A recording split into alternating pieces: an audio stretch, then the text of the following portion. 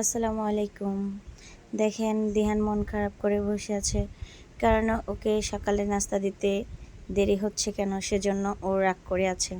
তো আজকের ব্লগটা হচ্ছে আমার ছোটো বোনের শ্বশুরবাড়ি থেকে বেয়াই ভাতা খেতে আসতেছে। তো এটা নিয়ে একটা ছোট্ট ব্লগ করলাম। এদিকে সকালের ওয়েদারটা খুবই দারুণ ছিল, তবে দুপুরের দিকে মানে অনেক দিন পর রোদ উঠলো।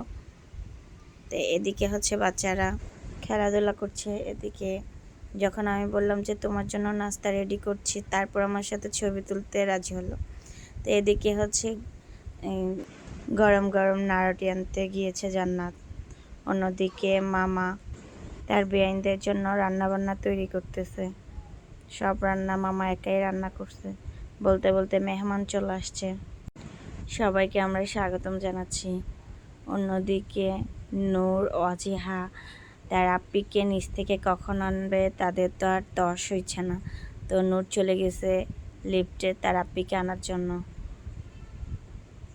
তারপর সে তার আপ্পিকে নিয়ে ঘরে চলে আসছে।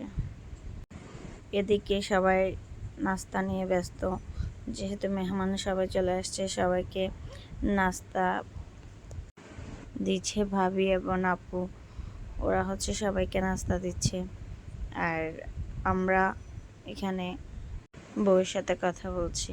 আসলে মেহমান আসলে খুব ভালো লাগে, তারপর চলে গেলে তো একটু কষ্ট লাগে, কারণ এখন পুরা ঘর ভর্তি মেহমান থাকলে সবার ভালো লাগে, কিন্তু যাওয়ার সময় পুরো ঘরটা খালি করে দিয়ে যায়, তখন খুবই খারাপ লাগে। এদিকে সবাই নাস্তা নিয়ে ব্যস্ত, আমিও খাবার নিয়ে একটু ব্যস্ত। নাস্তা শেষ করে এবার হচ্ছে দুপুরে খাবারের আয়োজন করা হলো।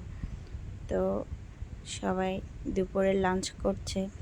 এদের দুজনের চেহারা কিন্তু আমার এক লাগে, আপনারা ভালো করে খেয়াল করিন। তো এদিকে জামাইয়ের ডালা সাজানো হয়েছে।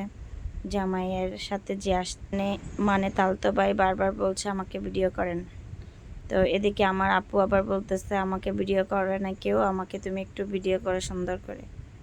তো আপুর ভিডিও করলাম। এদিকে হচ্ছে বিকালের নাস্তা রেডি। আমার আবার চা না খেলে ভালো লাগে না।